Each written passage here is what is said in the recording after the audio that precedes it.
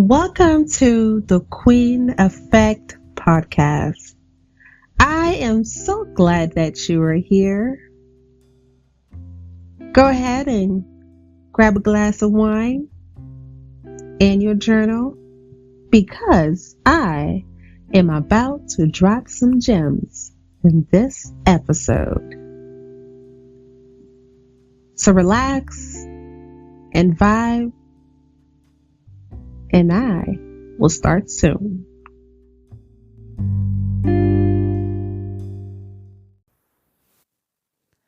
On today's episode, we are discussing 10 tips to build self confidence.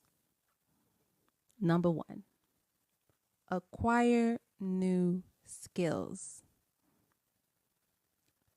Nothing feels better or bring you more confidence when you learn new things. It gives you a sense of accomplishment, a sense of a new direction in life, or a sense of knowledge.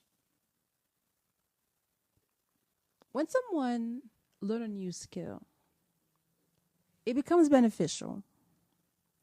You have one extra notch of quote unquote, I did that. Once you get into the habit of trying new things, there is something that happens in our psyche that let us know, wow, you really did that. You pushed yourself to new horizons. You pushed your self consciousness and accomplished something new. Suddenly, you start thinking, what else can I do? What more can I accomplish? You have a sense of pride of finishing what you started. It could be any skills. It could be learning how to dance Zumba. I promise, me and Zumba have beef for life. But the day I conquer Zumba will be a glorious day because I have two left feet. And I didn't realize that I couldn't dance until I tried Zumba. Another skill for someone can be something that applies for a new career, like learning how to code, learning complex strategies, or just like they were doing during COVID, is giving you these small courses to purchase that were $300 and a discount is it's only $30. I'm sure a lot of us signed up for these small courses. Probably didn't finish. I think you should if you purchase one of these courses in 2020. Log into Skillshare and finish that course. However, learning new skills prepares you for any obstacles that might arise because you may never know when you would need that skill and when to use it. Number two, improve self talk. Positivity breeds positivity. Words have power. And the more often you speak positive words onto you, the better you will get in return. Because you will start feeling yourself. Embrace the words that you say to yourself more often. they will start to be embedded into your psyche to where you will start believing in them. You will start feeling those exact words that you say to yourself. So, if I continuously say every day, I am growing in love, in patience, and in peace, somehow growth start to happen slowly. Somehow your life will feel more peaceful gradually over time. So improve how you speak to yourself. Be more positive, be more gracious, and see how it works out for you. Number 3, don't compare yourself to others. Everyone has their own journey on this earth. Run your own race. Don't look to the left. Don't look to the right. Make sure that you're focused on your next step. Then the next step. Then the next step. If you're looking at your own steps, your own foot race, you have no time to look to the right or to look to the left. Because you focus on looking at your feet, walking, and going. Because the moment you start looking to the right or to the left, you'll realize this person may be far behind you or far ahead of you. In most cases, you would either run slower to meet someone else behind you or run faster to reach the person in front of you. What tends to happen is if you try to run faster, you may not have the level of athleticism as the person in front of you. You don't know how many hours and days they put in to have the strength to be ahead of you. However, guess what? You are also ahead of someone else. You are in the middle. You are at your own race. Someone, somewhere, somehow will always be ahead of you or behind you. Just focus on your own path and win your own race. Number 4, practice visualization. You can take 10 minutes out of your day. This could be done daily or weekly, however you prefer. Sit there and visualize whatever goal you have for that week and see yourself in that energy of you accomplishing it. Will you be joyful? Will you jump up and down? Will you high five people? Will you look into the public and smile? What does that feeling of accomplishment feel like? Start imagining that same energy. How would you feel when you do what you set out to do for that day, that week, that month, that year? What would that feel like? Because what happened is if you start visualizing now, when the moment happened of you accomplishing what you were visualizing months prior, days prior, hours prior, and that feeling of accomplishment happens, it will feel familiar. Like, That's that feeling I wanted to feel. It's happening. It's happening. Oh my God, I really did it. I really did it. And your heart feels good. That's how you should feel. Number 5, don't take everything personally.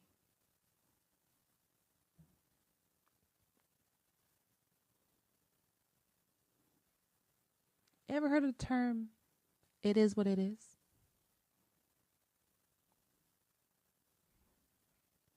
When things happen, it has nothing to do with you, for the most part. It just might be what was supposed to happen. If you know that you did your best, that you had put your best foot forward, you did exactly everything you thought you should have done, you just have to release it and let it go. Because the more you foster that energy of taking things personal, it latches onto your negative emotions on the emotion wheel or the emotion ladder. You start to feel defeated. Like, wow, this is all my fault.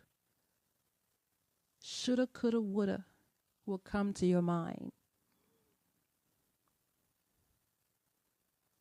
And if someone else is upset at you because of the way you are, you cannot take that personally. Because the more you develop your confidence, the more other people may resent that energy from you. You want to know why? It is because they wish they could have that energy. Jealousy start to fill them. Envy start to fill them.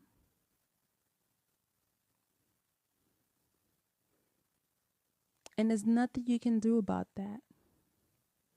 Because you are on your own journey. And if it takes for them to see you and it bothers them, that means they need to work on their own personal journey. So whatever reaction that you cause people, you cannot feel bad based on your journey of self-discovery. You may be further along than they are, but do not feel bad that you have your own journey and they are not at the current level that you have. Just know that they have their journey to go, and allow them the grace to feel all their emotions and let them be them. And if by any chance they work on themselves and they get to your level, embrace them. Because I'm sure they will apologize. I apologize for the way that I reacted towards you. I should never did that. And all you could do and say, you know what? It's okay, sister. It's okay, queen. I understand. I appreciate you just the same, back then and now. And keep the conversation flowing. Number 6. Get clarity on where you lack. This is a form of becoming self-aware. Awareness is sexy and humbling at the same time. It takes a special person to pull out a notebook and write down a list of everything that they lack or where are their weaknesses are. But writing them down make you take a good look at yourself and accept your weaknesses. You cannot change anything if you don't know what they are. You cannot work on things if you don't know what you need to work on. So you have to get clarity. Because once you get clarity, then you can start creating a plan of action. That's how you build confidence. You need to know where to fix. Because if you are aware of where you lack, nobody in this world can use them against you. Because you're self-aware. And if they bring those weaknesses up in conversation, all you have to say is, yes, I know. Is there anything else? You take your power back by addressing it and acknowledging it. Because no longer that person can shame you for knowing where you lack. Number 7, reflect on your past successes. Nothing builds more confidence than knowing where you have succeeded. That is a strength awareness. We just touch on weaknesses. Let's touch on strength. Accomplishments bring a sense of, I did that. You know, you have went through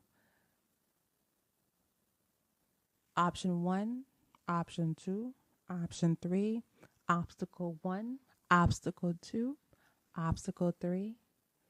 And you now know different ways of bringing a solution to a certain type of obstacle.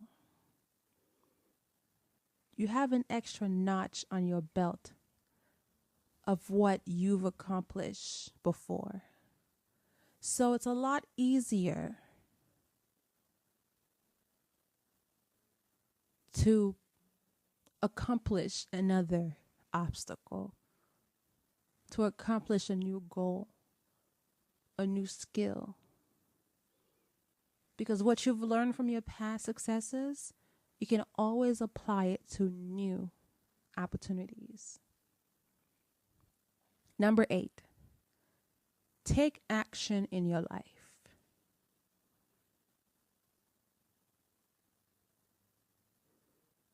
A lot of times we hope for things, we wish for things, and we move along to the same routine. Nothing changes unless you change something. No one else is coming to do it for you. No one else is going to change it for you. No one else is going to make it happen for you unless you do. Yes, people can help, right? But it's not guaranteed. But what is guaranteed are your efforts towards whatever you need to do to improve your life. Number 9, practice self-compassion. Throughout our journey in this lifespan, especially this journey to your new self confidence. If you feel like you're not getting there fast enough, it's okay. Don't be too hard on yourself. It is a journey for a reason. It's not an actual race where you have to run to the finish line. It's a marathon. You will get there when you get there. Run your race at your own pace. Don't rush the process. You need to know that I am working at my own pace. Life is happening with me, not to me. I control my pace. I control how far I go. I control when do I get there. If you want to get there too fast, you might miss some things. So pace yourself, go through your highs and your lows, and make sure you take your time. And don't be too hard on yourself. Number 10, always look presentable.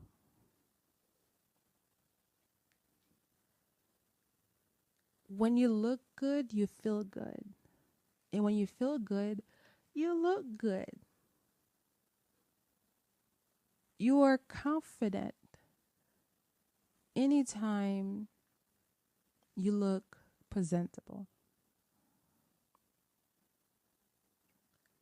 You love the way you look. Whether you get your hair done, whether you get a haircut, whether you buy a new pair of shoes, a new watch, something new, or a refresh in the wardrobe. Anything that you put on should feel good. And if you are going shopping, you put something on, you try it on, and you don't love it, put it down. Take it back. Nothing in your closet should be just because you have it. You should be able to say, you know what? I love this purchase. I'm happy I made this purchase. I feel good about this. Don't just get it just to get it. Because if you love what you purchase, you will feel more at ease in it. You will feel more at ease wearing it. Whether it's lipstick, whether it's a watch, whether it's a necklace, whether it's a perfume.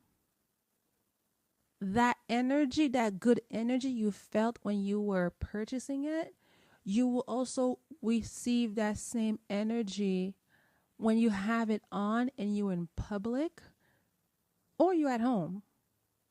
But it builds more confidence knowing that everything that is on you, you love. And that energy emits from you and everyone can feel it.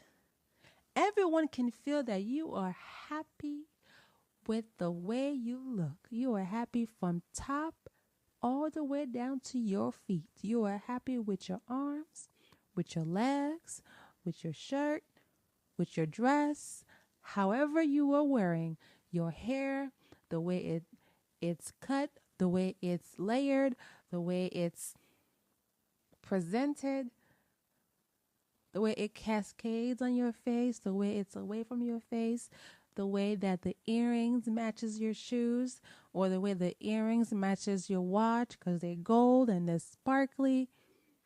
However, you feel good when you look good.